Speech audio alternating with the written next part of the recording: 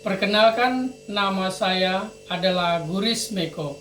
Saya adalah mahasiswa PPG dalam jabatan BED 1 STPK Santo Fransiskus Asisi Semarang.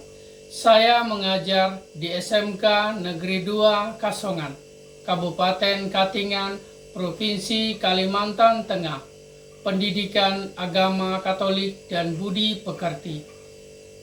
Kali ini saya membuat video pembelajaran untuk penilaian uji kinerja kelas 11 fase F dengan tema Gereja yang Bersaksi, Martiria. Saya menyadari dalam video ini masih banyak kekurangan. Oleh karena itu, kritik dan saran yang membangun sangat saya harapkan. Terima kasih. Selamat siang semua. Siang. Apa kabarnya? Baik. Hadir semua? Lagi sama Pak. Baiklah, kalau begitu sekarang kita masuk kepada materi kita seperti yang nampak di depan.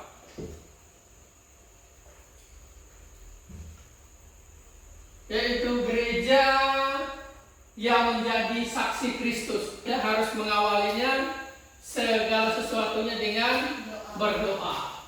Doa.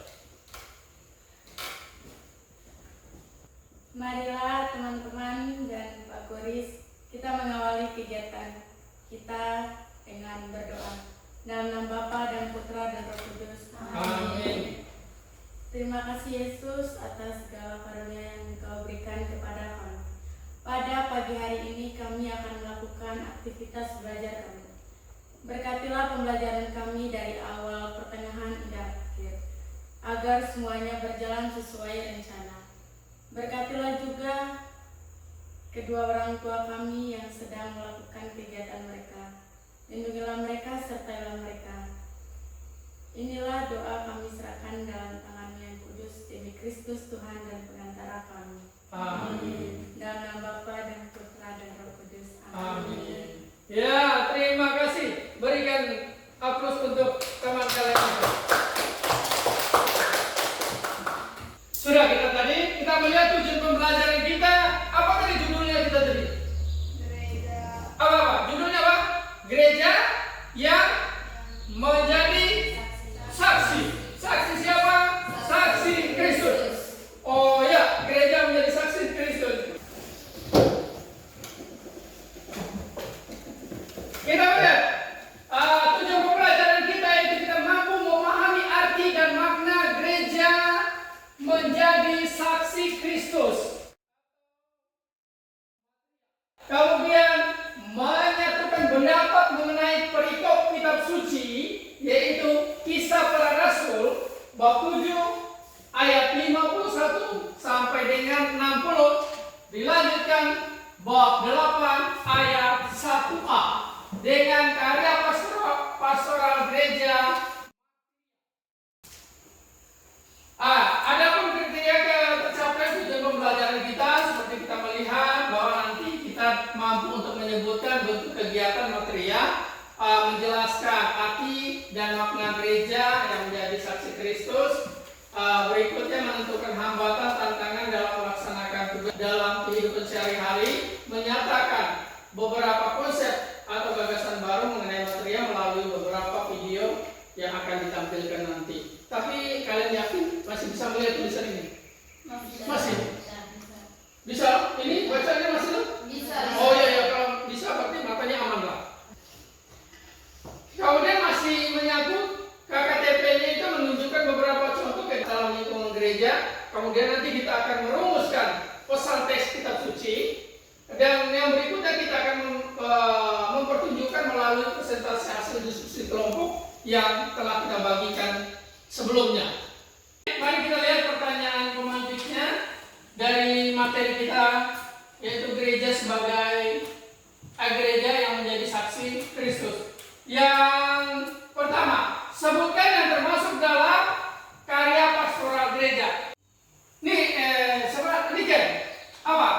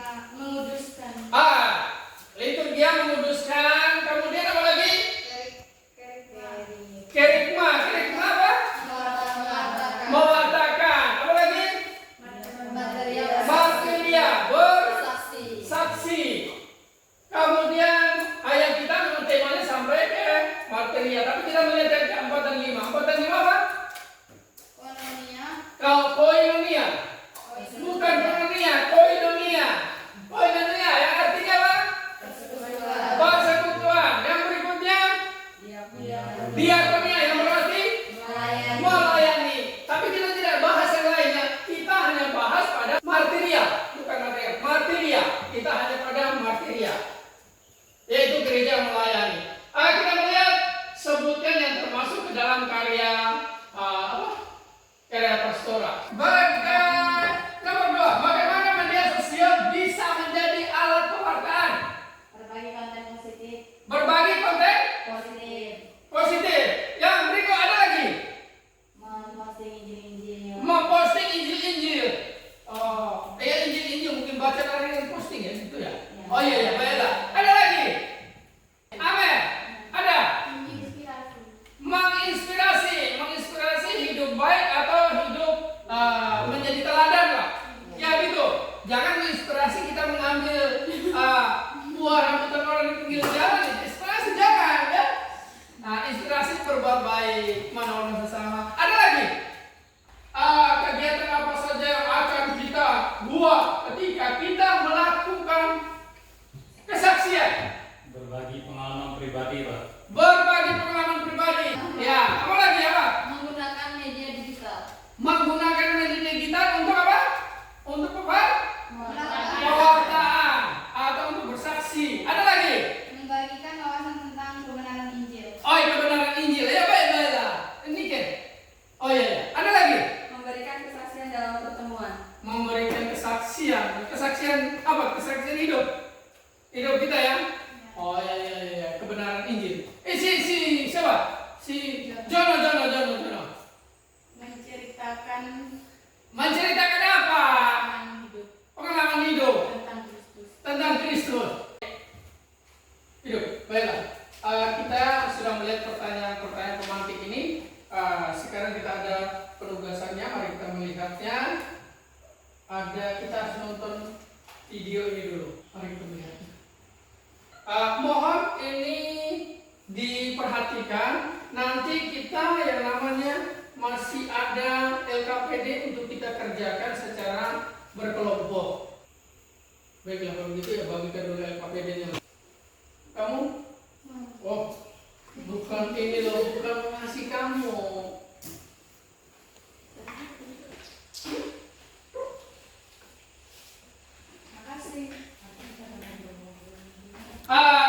Itu dia, sambil dilihat ini, nanti setelah nonton ini baru kerjakan soal-soal yang ada di LKPD tersebut. Keributan terjadi saat warga Kampung Poncol Kelurahan Babakan, Kecamatan Serpong, Tangerang Selatan membubarkan sekelompok pemuda yang diduga tengah melakukan doa rosario di sebuah rumah kontrakan Minggu malam. Warga kesal lantaran teguran untuk tidak berkumpul secara berlebihan di pemukiman tak dihiraukan hingga akhirnya dibubarkan. Ketua RW 02 Maret mengatakan keributan berawal saat Ketua RT bersama sejumlah warga menegur aktivitas para pemuda yang dianggap mengganggu lingkungan sekitar karena suara keras dan sampai larut malam. Untuk pembubaran kegiatan ibadah yang terjadi pada Minggu malam, polisi menangkap lebih dari 1 orang pelaku yang diduga melakukan aksi pengeroyokan. Pusat penyelidikan, polisi mendapati adanya korban akibat peristiwa kericuhan. Korban menderita luka akibat pengeroyokan yang diduga dilakukan oleh warga saat berusaha membubarkan kegiatan ibadah sekelompok pemuda. Untuk korban tersebut itu satu penganiayaan yang dilaporkan tadi. Jadi kami dari pihak kepolisian, dari segi hukum, kami melaksanakan upaya kepolisian agar terang dalam kasus tersebut.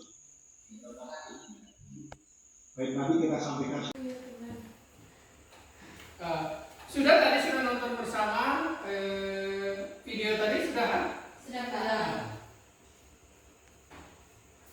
Silakan, ada lembar kerja LKPD yang sudah ada di tangan kalian. Kerjakan LKPD secara berkelompok. Itu secara berkelompok, kemudian diskusikan pertanyaan. Apa? Oh.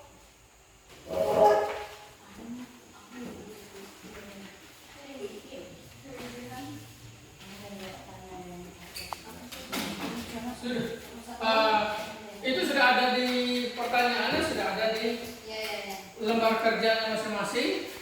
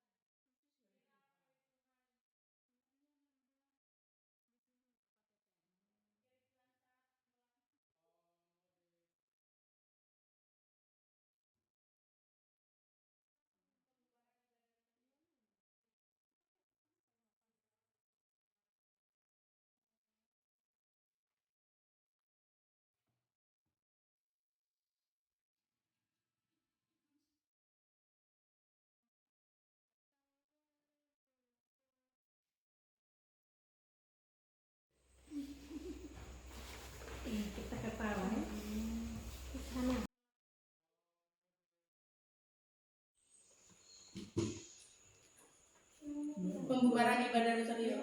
Ricu. Viral ricu pembubaran ibadah rosario.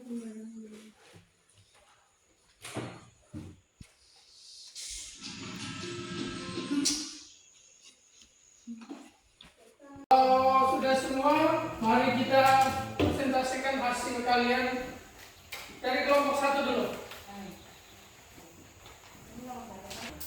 Di sini kami akan mempresentasikan hasil diskusi kami.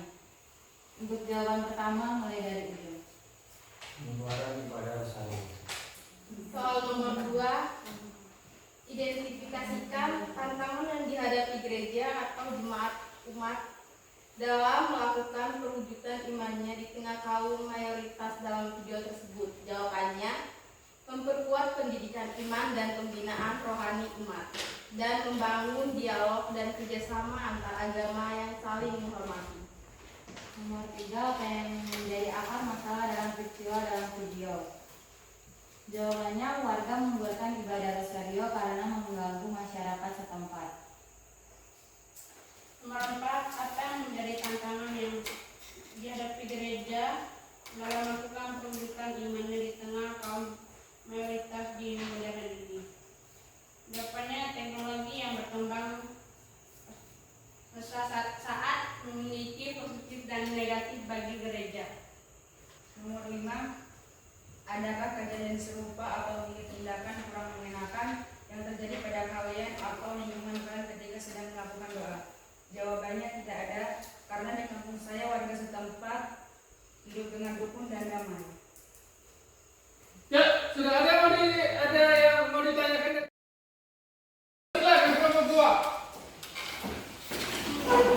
Dan semuanya, siang. Di sini kami akan mempresentasikan hasil diskusi kami.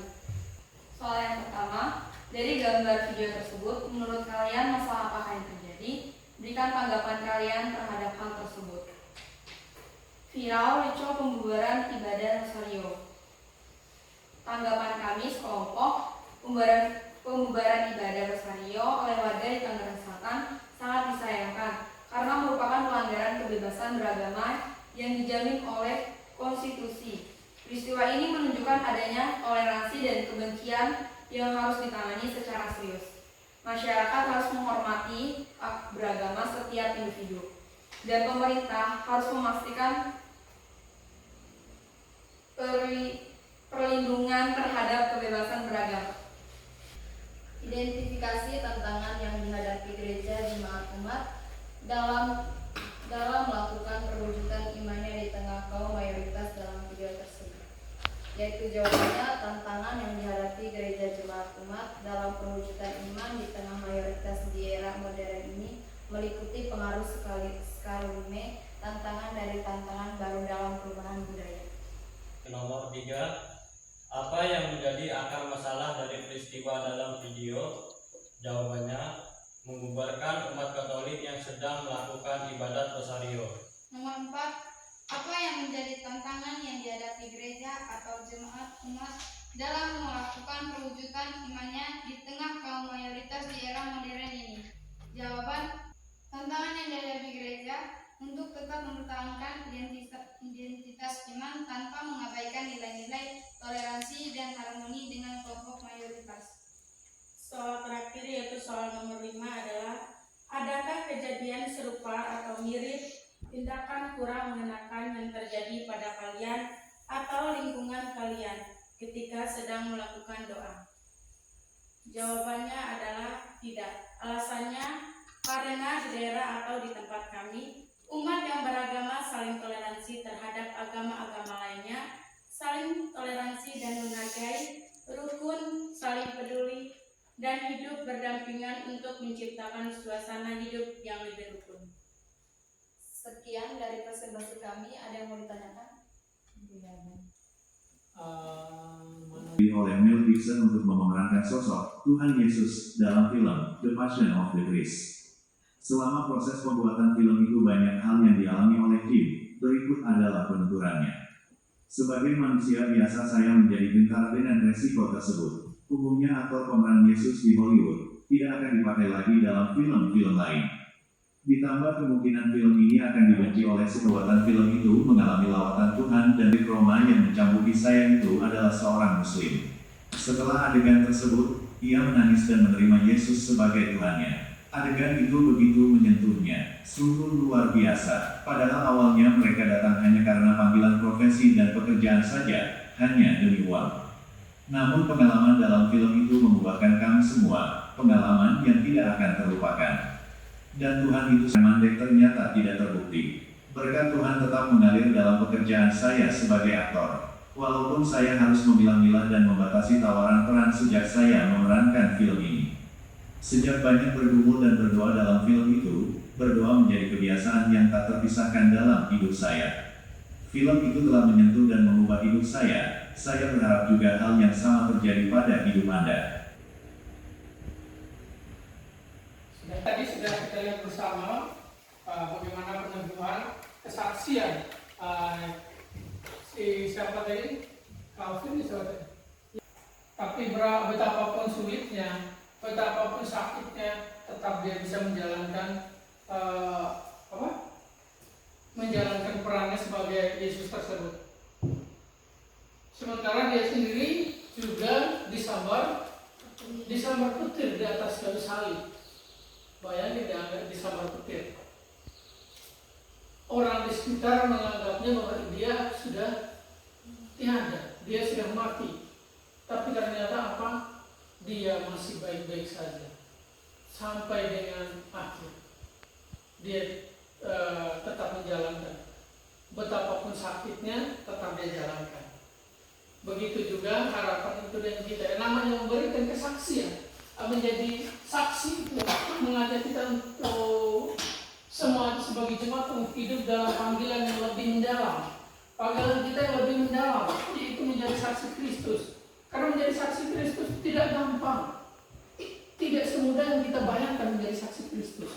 Karena kita memberikan kesaksian bukan hanya atas dasar omong belakang, apa sekadar kata Prabowo atau omong-omong, tidak. Ini melainkan harus secara totalitas. Sikap, perilaku, perkataan dengan perbuatan itu sama. Dan perbuatan itu sama. Apa yang dikatakan dengan apa yang diperbuatkan. Karena apa? Yesus sendiri itu juga mengatakan hal itu. Dia bukan hanya sekedar berkata-kata ini, tidak. Melainkan dia sendiri tanpa berkata-kata dia melakukan itu semua. Langsung bertindak, tidak memerintah, dia bertindak. Kita melihat panggilan yang lebih mendalam itu menjadi saksi bagi Kristus dalam kehidupan sehari-hari itu. Kehidupan sehari Kristus. Menjadi saksi bukan hanya tentang berkata-kata, tetapi juga tentang bagaimana kita hidup. Berarti kita dipanggil untuk menunjukkan kasih. Saya sudah melihat kasih, keadilan, dan kebenaran Tuhan melalui tindakan baik dalam gereja, rumah, tempat kerja, maupun di komunitas. Dalam Alkitab, Yesus memanggil para muridnya untuk menjadi saksi Kristus. Apakah yang menjadi saksi Kristus hanya ke-12 murid? Tidak. Setiap kita yang dibaptis, kalian, saya, pastor, itu sama-sama tugas kita adalah memberikan kesaksian tentang tentang Yesus.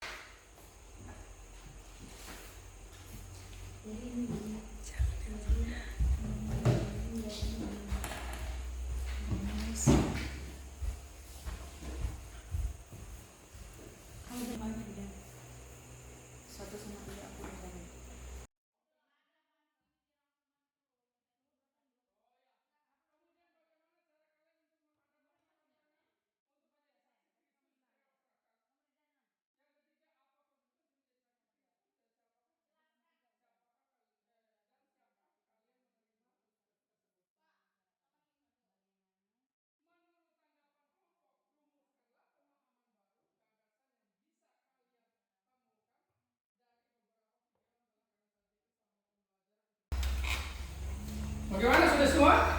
Sudah.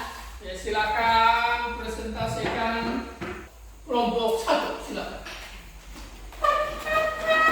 Soal nomor 1, jelaskan arti dan sebutkan contoh tindakan pria yang kalian pahami dalam gereja Katolik. Jawabannya, kesaksian imam yang merupakan panggilan utama gereja untuk memberikan kesaksian tentang Yesus Kristus kepada dunia. Dengan video tentang Santo Stefanus yang telah disajikan, jawabannya menekankan kesaksian tentang iman yang berujung pada pengorbanan diri. Sekian jawaban dan presentasi dari kami, Pak. Ada yang mau ditanyakan dari kelompok 2? Tidak. Tidak ada, berarti silakan berikan aplaus kepada mereka. Siap. Kami dari kelompok 2 ingin mempresentasikan hasil diskusi kami. Nomor 1, jelaskan arti dan sebutkan contoh-contohnya. Contohnya ada 5, yaitu memberitakan Injil. Sekian dari presentasi kami. Jika ada salah kata mohon dimaafkan. Jika ada yang bertanya silakan bertanya. Tidak ada. Tidak ada. Berikan aplaus kepada mereka. Silakan pulang kita silakan. Tadi sudah bersama kita menyaksikan video hasil presentasi kalian juga sudah membaca teks kitab suci tadi pun sudah. Yo, mari kita melihat selanjutnya kesimpulan yang tadi yang kalian kesimpulkan tadi bahwa si siapa ini tadi? Stefanus. Si Stefanus. Santo Stefanus, bahkan dia untuk menjadi saksi Kristus sampai mati demi Kristus. Mati demi Kristus itu yang disebut dengan mati demi Kristus. Hidup untuk Kristus, mati untuk Kristus. Jadi jangan hidup karena Kristus, mati karena yang lain jangan. Atau ya kalau mati karena cinta sama Kristus nggak apa-apa. Kalau mati karena cinta seperti yang di Civil, jangan dong, rugi. Di sini kita melihat bahwa mengungkapkan identitas kita sebagai orang Katolik. Kita harus berani mengungkapkan identitas kita sebagai orang Katolik. Jangan karena lalu kita orang Katolik sudah minoritas, khususnya di sini kita sebagai minoritas, kita malu mengungkapkan iman kita. Mengungkapkan iman kita itu tidak perlu dengan kamu berkoar-koar. Dengan kita berdoa bersama di saat mau masuk kelas atau saat kita mau pulang, kita harus memberanikan membuat tanda salib. Itu adalah khas kita sebagai orang Katolik. Jangan pernah takut untuk membuat tanda salib dimanapun. Dan jangan juga kalau melihat bahwa identitas kita orang Katolik, kita tidak berani memakaikan kalung salib yang ada kartusnya. Jangan pernah tidak berani. Berani. Bahkan buat tanda salib janganlah buat tanda salib kita kudus amin. Takut dilihat orang. Akhirnya mungkin sambil kiri kanan. Itu memang yang sering terjadi kalau kita di tengah-tengah orang banyak. Seharusnya kita biar kita orang banyak tengah siapa saja kita buat tanda salib sudah putra dan Roh Kudus. Amin. Itu sebagai ciri khas kita orang Katolik. Kemudian selanjutnya kita melihat kita berani menjadi saksi yang nampak untuk orang lain. Saksi yang menjadi kesaksian yang nampak. Kesaksian nampak apa? Sudah nampak dalam kehidupan kita sehari-hari saja. Tidak usah terlalu muluk-muluk. Orang cukup sudah melihat kita dalam kehidupan kita, dalam rumah tangga kita, dalam keluarga kecil kita, bahwa kita menampakkan cahaya Kristus. Cahaya Kristus berarti tindakan dan perbuatan perkataan dengan perbuatan harus sama. Ya. Kemudian lagi, berjuang dalam iman, harapan, dan cinta kasih. Memang ini selalu kita memperjuangkan. Berjuang dalam iman untuk hidup seturut dan sekehendak dengan Allah. Kemudian harapan kita harapan untuk hidup kekal. Harapan untuk hidup kekal dan cinta kasih. Cinta kasih yang kita terima secara cuma-cuma, kita pun baginya secara cuma-cuma. Dari siapa cinta itu kita terima secara cuma-cuma? Dari Yesus yang mengorbankan dirinya secara langsung, yang ngasih kepada kita secara langsung. Kita terimanya dengan cuma-cuma. Pengampunan diberikan Yesus itu cuma-cuma pada kita. Menjadi kasih hidup terutama bagi kasih yang hidup terutama bagi orang lemah. Adapun manfaat pembelajaran kita hari ini adalah kita pertama-tama kita harus berani menjadi saksi Kristus. Harus berani dalam keadaan, dalam situasi apapun. Ya, siap? Ya. Ayolah. Berarti siap kita bersaksi menjadi menjadi saksi Kristus. Karena kita adalah generasi-generasi yang untuk menjadi prajurit-prajuritnya Kristus. Selanjutnya, apakah ada yang mau ditanyakan sebelum kita mengakhiri ini semua? Tidak. Tepuk tangan untuk kita semua dulu. Sesuatu. Bagaimana pelajaran kita hari ini? Baik. Hah? Baik. Hah? Woi, puji Tuhan. Kan? Seru. Seru. Wah, kalau gitu seru-seru terus kita. Itu dia. Selesai sebelum mengakhirinya, marilah kita berdiri dulu. Berdiri. Kalau kita sebanyak hanya berdiri sebentar-bentar, mari kita menggoyangkan kaki kita. Gini. Kalau orang main bola itu kalau kecapean dia gini aja. Oke.